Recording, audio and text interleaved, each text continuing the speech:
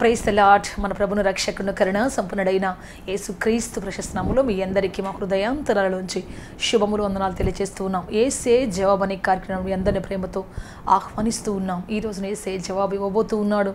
అద్భుతకరంగా మన జీవితం నడిపించబోతున్నాడు. Praise the Lord. హల్లెలూయా. మీ అందరికీ మొట్టమొదటిసారిగా నూతన సంవత్సర శుభాకాంక్షలు తెలియజేస్తూ ఉన్నాం. దేవుడు ఈ సంవత్సరం మీ జీవితాన్ని అత్యధిక ఆశీర్వదించి నడిపించి బలపరచునుగాక.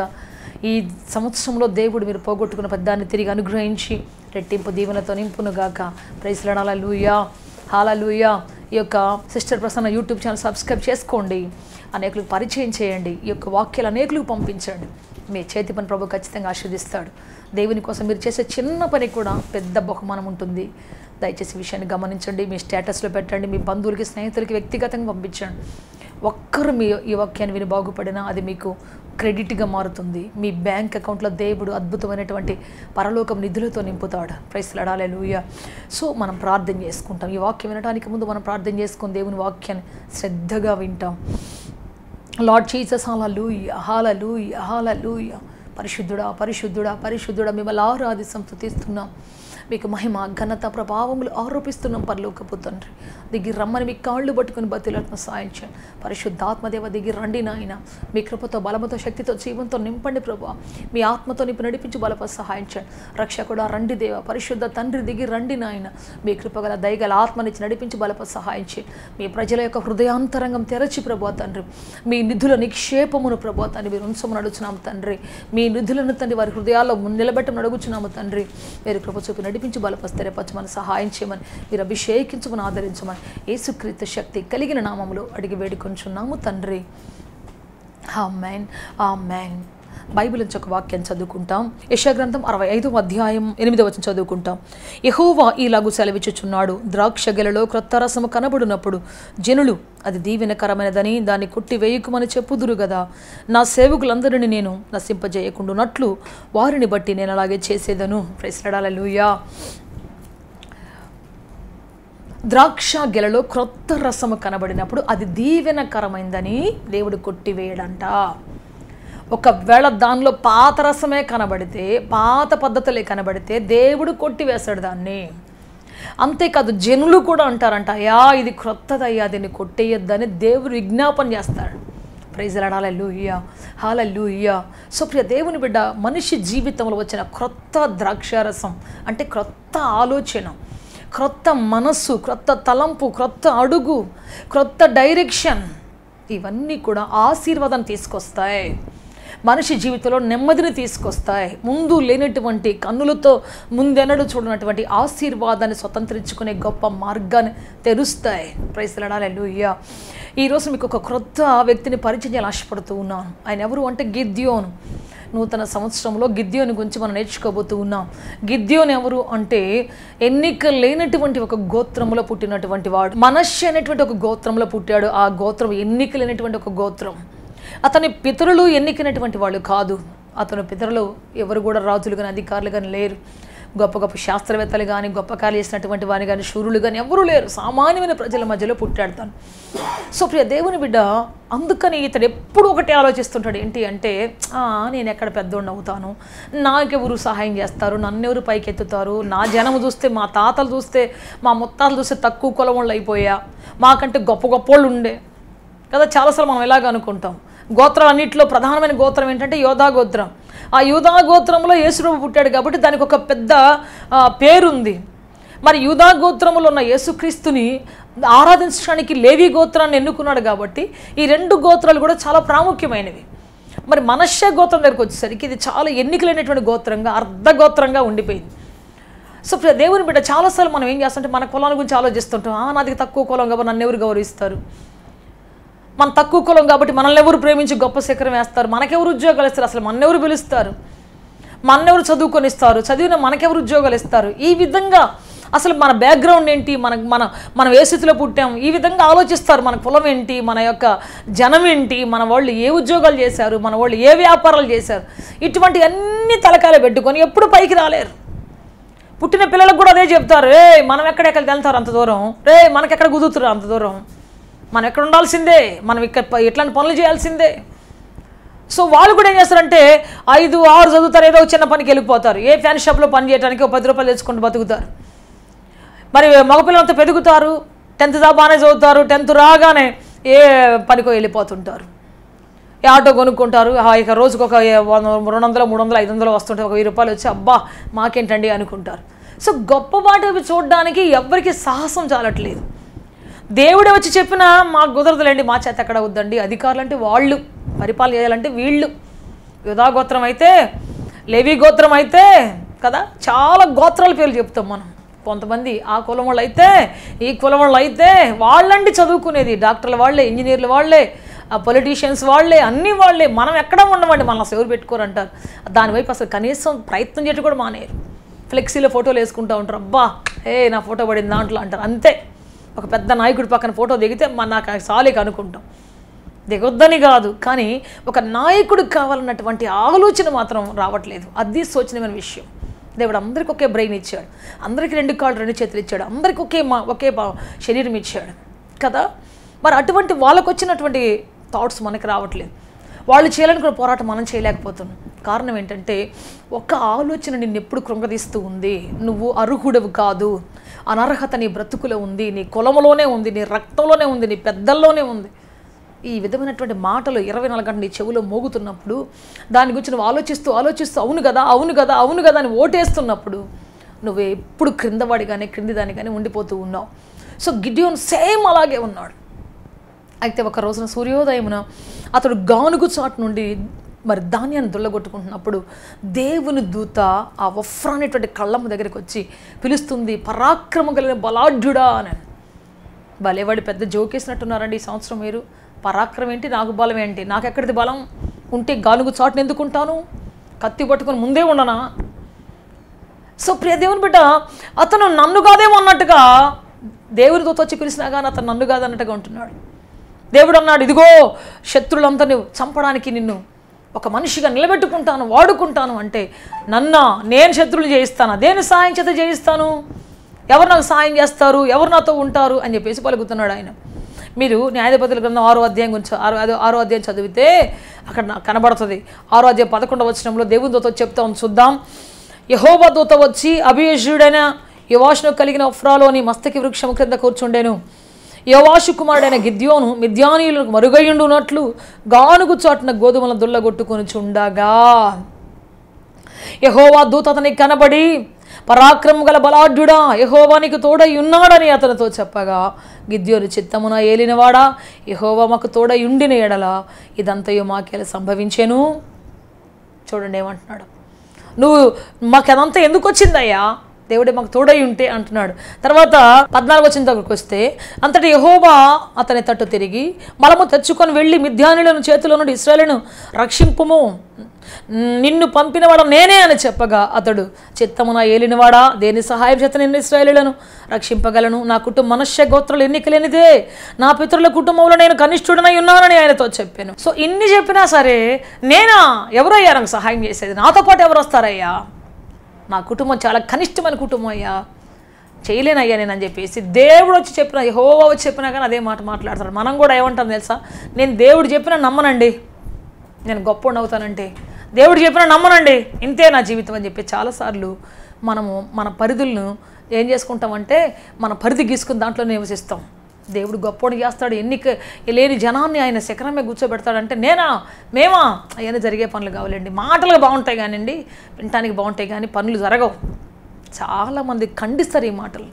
కానీ దేవుని బిడ్డ ఎప్పుడైతే మరి ఇతను ఈ విధంగా మాట్లాడుతున్నాడో, దేవుడు అతని యొక్క కళ్ళను తెరిచాడు, గట్టిగా చెప్పాడు. ఏంటో తెలుసా, నువ్వు వెళ్ళి అర్జెంటుగా నీ 2 ఎడ్లను తీసుకొని పోయి, మీ నాయనదొక ఎద్దు నీదొక ఎద్దు తీసుకుపోయి దాన్ని ఖండించు. మీ నాయన కట్టినటువంటి ఉన్నత స్థలాలు, భయంకరమైనటువంటి దురాత్మలకు కట్టినటువంటి ఆ స్థలాలను పడగొట్టేసేసి యెహోవా దేవుని యొక్క బలిపీఠం స్థాపించుపో అని చెప్పాడు. ప్రియ దేవుని బిడ్డ అతను వెళ్ళాడు. దేవుడు చెప్పిన మాటను విని దేవుని యొక్క దూతాన్ని గుర్తుపట్టి, దేవుని శక్తిని గుర్తుపట్టి వెళ్ళాడు. వెళ్ళి 2 ఎడ్లను నరికి, ఒకటేమో మరి దేవుని బలిపీఠం కట్టడానికి, ఇంకోటేమో సాతాను యొక్క దూతను పడగొట్టడానికి, దురాత్మను పడగొట్టడానికి, ఉన్నత స్థలం మీద ఆ యొక్క బలిపీఠం తీసివేసి దేవుని బలిపీఠం స్థాపించడానికి అక్కడ పెట్టి ఉంచాడు. Praise Lord, hallelujah. సో ఇటువంటి పని చేశాడు. ఇప్పుడు నేను అంటాను, ఎందుకు అంటే అతను 2 ఎడ్లు కట్ చేసింది ఎందుకంటే, ఒకటి తన పితరులకు వచ్చినటువంటి ఆలోచన అనేటువంటి ఆ పితరుల ఆచారాలు, వాళ్ళు నూరిపోసిన బోధ, మన కులం ఇంతే, మన గోత్రం ఇంతే, మనం ఎంతవరకు అని బోధ చేస్తారు కదా, ఆ బోధన ఎద్దును కట్ చేశాడు ఆయన.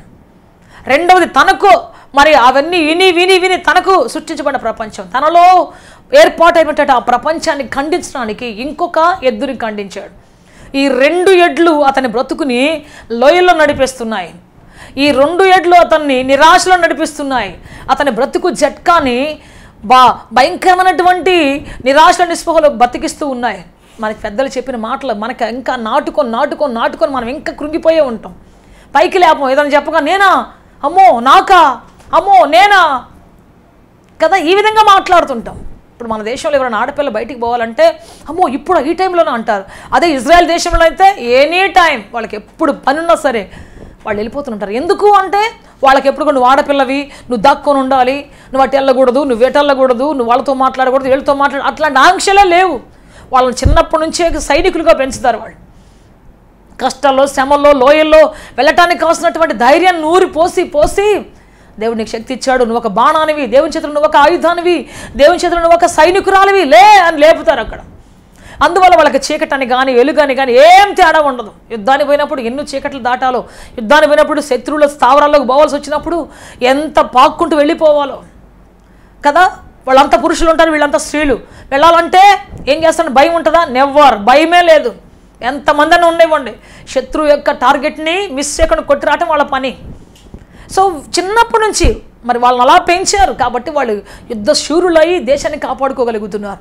మనం ఏం చేస్తామంటే కాపాడే వాళ్ళు ఎవరైనా 100కు డయల్ చేస్తాం, రాలేదేని తిట్టుకుంటాం, ఈ గవర్నమెంట్ మాకు సరిగ్గా పని చేయట్లేదని తిట్టుకుంటాం. మనల్ని మనం కాపాడుకోలే పరిస్థితి దుస్థితికి వచ్చేసి గవర్నమెంట్నో పోలీస్ స్టేషన్నో ఎవరినో తిట్టేసేసి ఆ ప్రభుత్వం సరిగ్గా పనిచేయలేదు, ఈ ప్రభుత్వం సరిగ్గా స్పందించలేదు, ఆ మంత్రి సరిగ్గా స్పందించలేదు, పనికిరాడు, ఈసారి ఓటు వేయకూడదు అని చెప్పేసి ఇంకొక నాయకుడిని పట్టుకుంటాం. ఏ నాయకుడు ఎవరిని కాపాడలేడు కదా. ఎవరికి వాళ్ళు కాపాడుకోగలిగినటువంటి సామర్థ్యాన్ని, శక్తిని దేవుడి దగ్గర నుంచి పొందుకోవాలి. దేవుడే ఇవ్వాలి మనకు ధైర్యం. దేవుడి గురించి తెలుసుకొని ధైర్యం తెచ్చుకోవాలి మనం. ఎందుకంటే ఆయన ఎప్పుడు ఏ మనిషిని పిరికొడుగా చేయడు. పిరికాత్మ యేసు దగ్గర లేదు, పిరికాత్మ యెహోవా తండ్రి దగ్గర లేదు.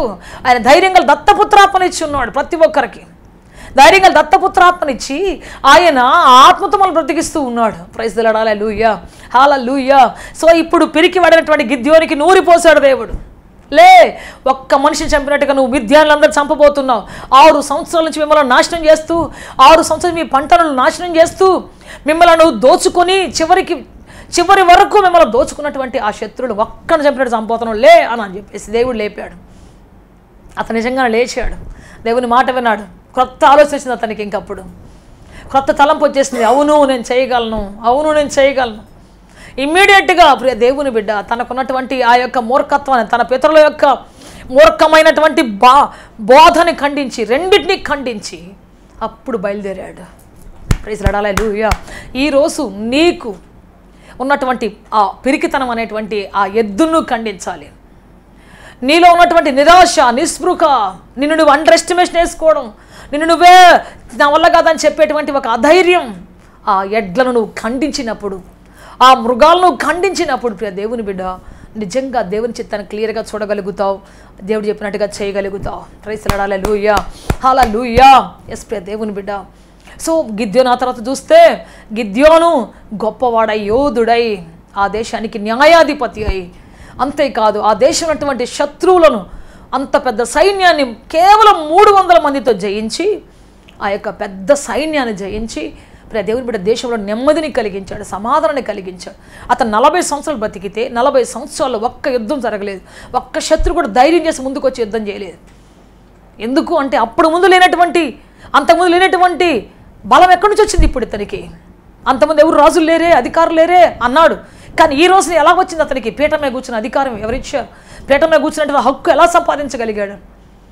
దేవుడు ఎప్పుడు మనల్ని కింద పెట్టాడు. ఏ కులమైన జాతి అయినా నీకు నువ్వు కింద పెట్టుకోవాల్సిందే తప్ప దేవుడు ఎప్పుడు క్రింద పెట్టాడు. దేవుడు ఎప్పుడు కూడా నీ జీవితంలో నిన్ను క్రిందవాడిగా ఎంచడు. ఆయన నిన్ను పైవాడిగా ఉన్నతమైన వ్యక్తిగా చేస్తాడు.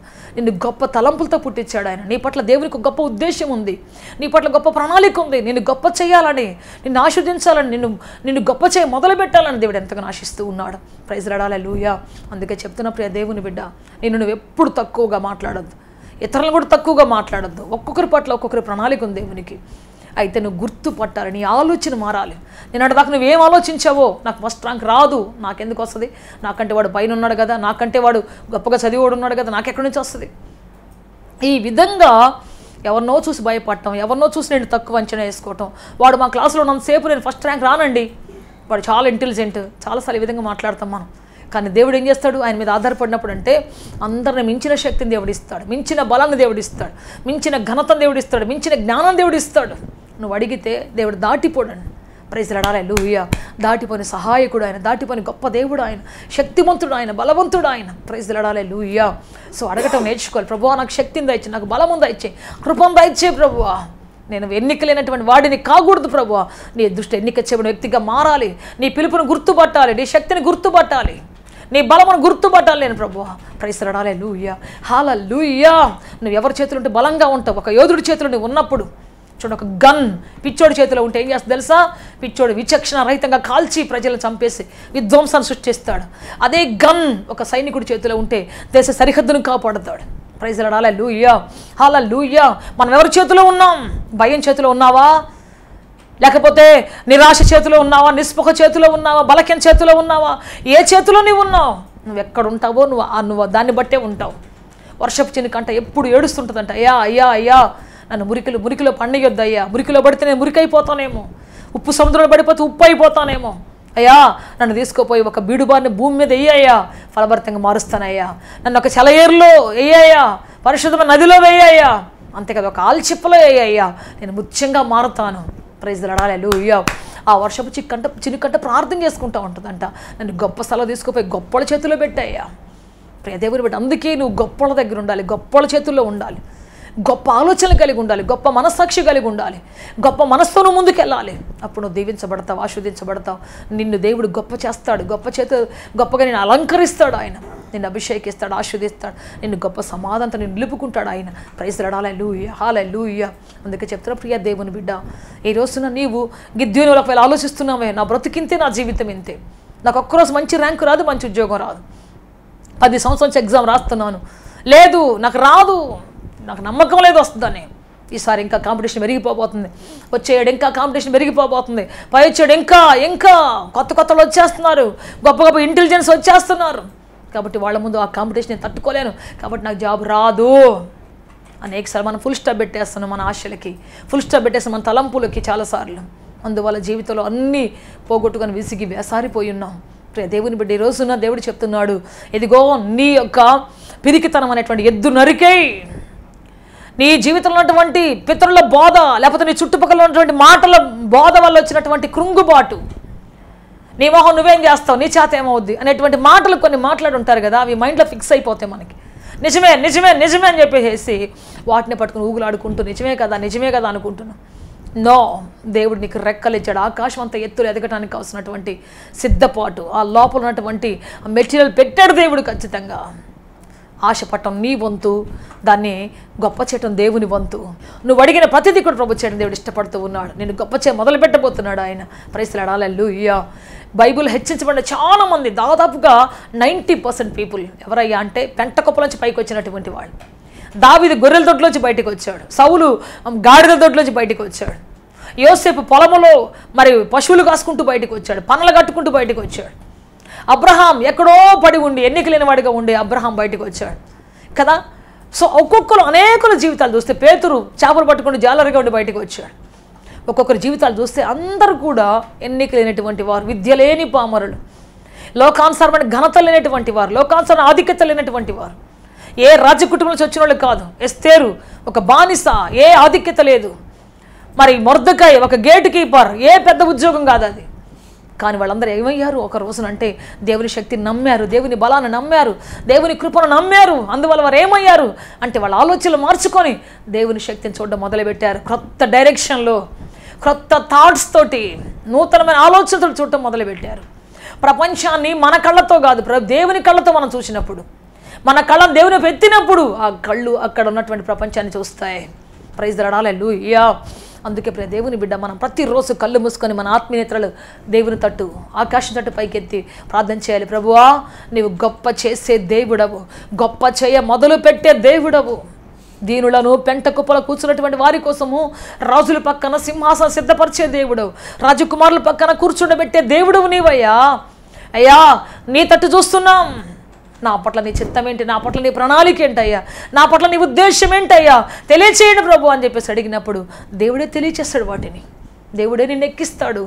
ఎవరైతే దీనులయ్య ఆయన చేతి కింద ఉంటారో, మట్టి ముద్దలాగా, ఒక కుమ్మరి చేతిలో ఉన్నట్టుగా నువ్వు ఉంటే, మట్టి ముద్దలాగా ఏ ఆకారంలాగా ఉన్నటువంటి నీ జీవితాన్ని ఆయన ఒక అద్భుతమైనటువంటి ఆకారంగా, యజమానుడు వాడుకోవడానికి యోగ్యమైన పాత్రగా, ప్రపంచానికి పనికొచ్చే పాత్రగా ఆయన మలచి, తన గాయపడిన హస్తంలో నుంచి మలచి, నీ గాయాలు కట్టి, నీ బ్రతుకును స్థిరపరిచి నేను గొప్ప వ్యక్తిగా చేయబోతున్నాడు ఆయన. ప్రైజ్ ది లార్డ్, హల్లెలూయా, హల్లెలూయా. నువ్వు పోగొట్టుకున్న సంతోషకరం దినములు తిరిగి ఇవ్వబోతున్నాడు దేవుడు. నువ్వు పోగొట్టుకున్న కుటుంబం తిరిగి ఇవ్వబోతున్నాడు దేవుడు. ప్రైజ్ ది లార్డ్, హల్లెలూయా. మర్చిపోయి ఉంటావు, పలాంది రాదు ఇంకా, నా కుటుంబం కట్టబడదు ఇంకా, నా డబ్బులు రావు ఇంకా. ఒక ఆంటీ దాదాపుగా 20-30 లక్షలు ఒక ఆమెకి ఇచ్చి మోసపోయింది. ఆ డబ్బులు ఎలా వస్తాయి? ఆమె పెద్ద రౌడీ. ఇంటికి వెళ్ళడానికి పోయినప్పుడల్లా మెడ మీద కత్తి పెట్టి, నువ్వు ఇక్కడ ఉండుకొని వెళ్ళిపోద్దా అర్జెంటుగా, ప్రాణం దక్కించుకోవాలంటే అని చెప్పేది. నువ్వు నాకు ఎప్పుడు ఇచ్చావు, దిక్కున్న కాడ చెప్పుకోపో అనేది. ఇప్పుడు దేవుని బట్టి ఏమో మరలా ఏం చేస్తుందంటే, ఒక చిన్న వ్యాపారం ఆరంభించింది. ఇంకా డబ్బులు మర్చిపోయి నీకు రావు అనుకుని ఏడ్చుకుంటా ఉంది. కానీ ఇప్పుడు దేవుని బిడ్డ, దేవుడు ఆమెకు తెలివి ఇచ్చాడు, జ్ఞానం ఇచ్చాడు. అద్భుతకరంగా వ్యాపారం ఆరంభించింది. మునుపటి కంటే అధికమైనటువంటి లాభాలు రావటం మొదలుపెట్టాయి. మునుపటి కంటే అధికమైనటువంటి లాభాలు రావటం మొదలుపెట్టేసి, ఆ తర్వాత చూస్తే తీసుకున్న డబ్బుల కంటే 100 అంతలుగా దేవుడు ఇచ్చాడు. ప్రైజ్ ది లార్డ్, హల్లెలూయా. కోట్లాది రూపాయలు దేవుడు ఇచ్చాడు. ఆమె చెప్తుంటుంది, నా లైఫ్ అయిపోయిందేమో, పలానా నా డబ్బులు తీసుకుని ఎగ్గొట్టేసింది, ఇక నేను ఆరంభించలేనేమో, చేయలేనేమో. మొదట 0 నుంచి ఆరంభించింది, సెకండ్ టైం కూడా. కానీ దేవుడు 0 నుంచి లేవనెత్తాడు. ఆయనే పెట్టుబడిగా, ఆయనే పునాదిగా ఉండి ఆ బిజినెస్ని పైకి లేవనెత్తాడు. ఇప్పుడు కోట్లాది రూపాయలు అనేకులకు ఇచ్చేదిగా దేవుడు ఆమెను మార్చుకున్నాడు. ప్రైజ్ ది లార్డ్, హల్లెలూయా. మోసపోయావా? ప్రజల చేతిలో నీ దగ్గర ఉన్నట్టు డబ్బులు తీసుకుని వెళ్ళిపోయి నేను మోసపుచ్చారా? నీ బ్రతుకులో విషాదాన్ని మిగిల్చారా? నీ బ్రతుకులో నెమ్మది లేకుండా చేశారా? దేవుడు నిలబెట్టబోతున్నాడు నీ జీవితాన్ని, దేవుడు ఆశీర్వదించబోతున్నాడు నీ జీవితాన్ని. నువ్వు ఎక్కడ కృంగిపోయావో, ఎక్కడ బలహీన పడ్డావో అక్కడ తిరిగి లేవనెత్తగలడు. అయితే క్రొత్త ఆలోచనతోటి నిరాశను మర్చిపోయి, నిస్పృహను మర్చిపోయి, భయాన్ని మర్చిపోయి, నేను తక్కువ అన్నటువంటి ఆలోచన మర్చిపోయి యేసు వైపు చూడు. నీవు నింపబడబోతున్నావు దేవుని జ్ఞానముతో. నీ జ్ఞానం అంతా వ్యర్థమైపోయిందా? దేవుడు తన జ్ఞానంతో నింపబోతూ ఉన్నాడు. దేవుడి దగ్గర 2 గదులు ఉన్నాయంట. ఒకటి సాధారణమైన బలం గది, అసాధారణమైన బలమైన గదులు ఉన్నాయంట. సాధారణమైన కార్యాలు చేస్తూ, రోజు వండుకొని తింటూ, ఏదో చిన్న పని చేసుకొని ఆ వచ్చిన రూపాయితో ఏదో వండుకొని తినే వాళ్ళకి సాధారణమైన బలాలు ఉంటాయి. ఆయన ఇస్తాడు, మామూలు రోజు కూలి చేసుకుని బలం ఇస్తాడు దేవుడు. కానీ కొందరు అసాధారణమైన వాటి కోసం ఎతుకుతుంటారు. ప్రభువా, దీనికంటే ఎక్కువ, మోర్ దాన్ దిస్ లార్డ్, దీనికంటే ఎక్కువగా చేయగలిగే శక్తి నాకు ఇవ్వయ్యా, మోర్ పవర్ నాకు ఇవ్వయ్యా, మోర్ నాలెడ్జ్ నాకు ఇవ్వయ్యా అని అడుగుతారు కొంతమంది. Praise the Lord, hallelujah. So వాళ్ళ కోసం అసాధారణమైనటువంటి గదులు దేవుడు ఏర్పాటు చేస్తున్నాడంట. అసాధారణమైనటువంటి ఆయుధాలు వాళ్ళ కోసం సిద్ధపరిచాడంట. అసాధారణమైన జ్ఞానాన్ని సిద్ధపరిచాడు. అందుకని దావీదు ఎప్పుడు ప్రార్థన చేస్తాడు, దేవా, నేను ఎక్కలేని ఎత్తైన కొండపై నన్ను ఎక్కించయ్యా. ఎక్కగలిగింది కాదు, చెయ్యగలిగింది కాదు, చెయ్యలేంది, నా వల్ల కాంది, ఎప్పుడు నేను చూడండి, ఎప్పుడు తలంచంది, అది నాకు ఇవ్వయ్యా అని అడుగుతాడు. ప్రైజ్ ది లార్డ్, హల్లెలూయా. అటువంటి చేయమని అడుగుతాడు. అందుకే ప్రియ దేవుని బిడ్డ, అతన్ని గొప్ప రాజుగా, ఎన్నడూ చూడనటువంటి రాజుల చరిత్రను వాళ్ళకి ఇచ్చాడు. చక్రవర్తుల చరిత్రను ఇచ్చాడు. ఆరంభించిన దేవుడు ముగించలేదు, ఇంకా అది కంటిన్యూ అవుతూనే ఉంది.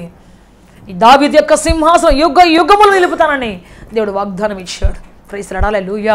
అసలు రాజరికమే తెలియనటువంటి ఆ కుటుంబం, గొర్రెలు కాసుకుని ఆ కుటుంబం.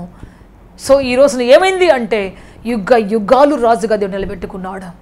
ఎందుకంటే ఆయన ఒకటే మాట ప్రార్థన చేసేవాడు. చిన్న చిన్న కొండల వైపు చూసేవాడు కాదు, చిన్న చిన్న పరిస్థితుల వైపు చూసేవాడు కాదు, గొప్ప శిఖరం వైపు చూసేటువంటి వాడు. నువ్వు కూడా చూడు, రోజు గొప్ప చదువు వైపు చూడు, గొప్ప ర్యాంక్ వైపు చూడు, గొప్ప ఉద్యోగం వైపు చూడు, గొప్ప వ్యాపారం వైపు చూడు, ఖచ్చితంగా దేవుడిని ఆశీర్వదిస్తాడు, నిన్ను గొప్ప చేస్తాడు, నిన్ను బ్రతికిస్తాడు, నిన్ను నిలబెట్టుకుంటాడు. Praise Lord. హల్లెలూయా, హల్లెలూయా. ఆయన అద్భుతం చేస్తాడు, నీ జీవితంలో ఆశ్చర్యకాలు చేస్తాడు.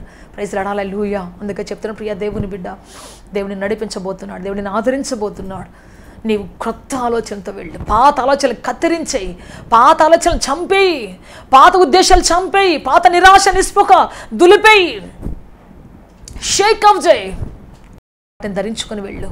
అందుకంటున్నాడు దేవుడు యెషయా గ్రంథం 52వ అధ్యాయంలో ఆయన అంటున్నాడు, చూద్దాం. సియోను లెమ్ము లెమ్ము, నీ బలము ధరించుకొనుము, పరిశుద్ధ పట్టణమైన యెరూషలేమా నీ సుందర వస్త్రం ధరించుకొనుము. ఇక మీట సున్నతి పొందని వాడొకడును అపవిత్రుడొకడైనను నీ లోపలికి రాడు. ధూళి దులుపుకొనుము యెరూషలేమా, లేచి కూర్చుండుము. చెరపట్టబడిన సియోను కుమారి, నీ మెడకట్లు విప్పి వేసుకొనుము. యెహోవా ఇలాగ సెలవిచ్చుచున్నాడు. Praise Lord. హల్లెలూయా.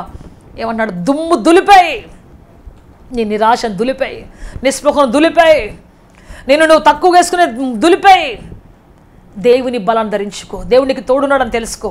చాలామంది ఏం చేస్తారు తెలుసా, చాలాసార్లు మా తాత నాకేమేమి లేదు, మా అమ్మమ్మ నాకేమేమి లేదు, మా నాయన నాకేమీ లేదు, నా చూసుకునే ఎవరు లేరు, ఒక్కరు కూడా లేరు, నా బాధ చెప్పుకోవడానికి ఒక్కరు లేరు. అంత పెద్ద దేవుడు ఉంటే చాలాసార్లు మనుషులతో చూసి చూసి చూసి ఏమంటారంటే మనుషులు, నాకెవ్వరు లేరు, నాకెవ్వరు లేరు, నాకెవ్వరు లేరు అంటే నేను ఒంటరిని, దిక్కులేని వాడిని అని చెప్పిస్తాను. తాను ఒంటరిగా చేసుకొని సపరేట్ చేసుకొని దేవుని నుంచి దూరంగా వెళ్ళిపోతుంటారు చాలామంది. అయితే నేను చెప్తున్నాను, ప్రపంచమంతా సృష్టించిన దేవుడు, ప్రపంచంలో ఎవరు నీతో లేకపోయినా ప్రపంచానికే రూపకల్పన చేసి సృష్టించిన దేవుడు నీతో ఉండడానికి ఇష్టపడుతున్నాడు. Praise Lord. హల్లెలూయా. ఆయన నీతో ఉంటే ప్రపంచం అంతా నీ దగ్గరికి వస్తుంది. ఆయన నీతో ఉంటే ప్రపంచం అంతా నీ ముందు సాష్టాంగ పడుతుంది. ఆయన నీతో ఉంటే ప్రపంచం అంతా నీ ముందు తల వంచుతుంది. Praise Lord. హల్లెలూయా. అందుకే చెప్తాను ప్రియ దేవుని బిడ్డ, ఒంటరోని, దిక్కులేని దాన్ని, నాకెవరు లేరు, నన్ను ఎవరు పట్టించుకోరు, ఈ మాటలు ఎప్పుడు చెప్పొద్దు నువ్వు. అప్పుడు నువ్వేమైపోతావు, నిజంగానే ఒంటరి అయిపోతావు. నీ తలంపులు ఎప్పుడు ఒంటరితనంలోనే ఊగిసలాడుతూ ఉంటాయి. నీ ఆలోచనలు ఎప్పుడు ఒంటరివి, దిక్కులేని వ్యక్తి అన్న ఆ పరిధిలోనే నీవు ఊగిసలాడుతూ ఉంటావు. నాకు దేవుడు ఉన్నాడు అని చెప్పి చూడు, గుండె మీద చేసుకొని చెప్పు, నాకు దేవుడు ఉన్నాడు, నాకు రక్షకుడు ఉన్నాడు, గొప్ప చక్రవర్తి నాకున్నాడు, ఆయన ఉన్నతమైన దేవుడు నాకున్నాడు అని చెప్పి చూడు. గొప్ప ధైర్యం నీ జీవితంలో, ఎక్కడలేని ధైర్యం నీ జీవితంలో, ఎక్కడలేని ఆనందం నీ జీవితంలో, ఎక్కడలేని సమాధానం నీ జీవితంలో దేవుడు ఇస్తాడు, నీకు అనుగ్రహిస్తాడు, సమాధానంతో నేను నింపుకుంటాడు, నిన్ను ఆశీర్వదిస్తాడు, నిలబెట్టుకుంటాడు. Praise Lord. హల్లెలూయా, హల్లెలూయా. అందుకే దేవుని బిడ్డ, గిద్యోను వల్ల నీ బ్రతుకు మారాలి. ఈ రోజున గిద్యోను ఖండించినట్టుగా ఈరోజు నువ్వు కూడా నీ లోపల పనిచేసినటువంటి అనవసర ఆలోచనలు, అనవసరమైనటువంటి తలంపులు, భయాలు, ఆందోళనలు, నిరీక్షణ లేనటువంటి ఆ పద్ధతి అంతా కూడా ఖండించబడాలి.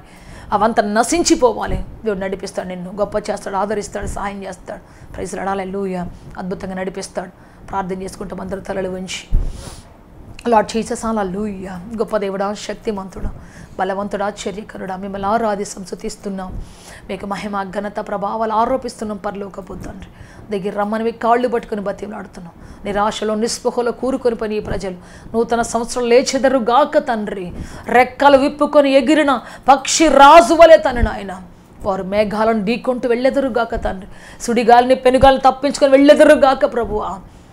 అప్పుల సమస్యలు, ఆవేదనలో, కష్టంలో మునిగిపోయి ఇక మా బ్రతుకులు మేము ఏమీ చేయలేమంటూ నశించిపోతున్నటువంటి వారి జీవితంలో ప్రభువా, అయ్యా మీ శక్తిని, అసాధారణమైనటువంటి మీ గదులను తెరచిన ఆయన అసాధారణమైన శక్తిని నడిపించి బలపరచండి తండ్రి. మీ మహిమతో, జీవంతో, కృపతో నింపండి ప్రభా. మీ ఆత్మతో నిలబెట్టి బ్రతికించమని, ఆదరించమని, మీ ఆశీర్వాదం దయచేయమని, సహాయం చేయమని యేసు క్రీస్తు శక్తి కలిగిన నామములో అడిగి వేడుకొంచున్నాము తండ్రి. Amen, amen. May God bless you all. నడవతిగా దీవించి, ఆస్వాదించి, ఉన్నతంగా ఫలభరితంగా మార్చును గాక. గొప్ప ధైర్యం ఇచ్చి, శక్తి ఇచ్చి, జీవం ఇచ్చి నడిపించును గాక. అనేక జనములకు పైగా మీ జీవితాన్ని దేవుడు స్థాపించును గాక. ఆమేన్, ఆమేన్. ఆత్మతో సత్యముతో ఆరాధించాలని ఆశిస్తున్నారా? యేసయ్యను గూర్చి మరింత లోతుగా తెలుసుకోవాలని అన్వేషిస్తున్నారా? శ్రమల, వేదనల, గొడ్రాలితనమా, నిరుద్యోగమా, ఓటమియా, సమస్య ఏదైనా జవాబు మాత్రం యేసులోనే. మీ సమస్యల కొరకు ప్రార్థించుటకు మా ప్రయత్న ద్వారములు ఎల్ల వేళలా తెరవబడే ఉంటాయి. వివరములకు మా చిరునామా హోలీ ప్యారడైజ్, KH వాడ, నవాబ్పేట, నెల్లూరు, ఆంధ్రప్రదేశ్, ఇండియా. మా ఫోన్ నంబర్లు 9247807631 మరియు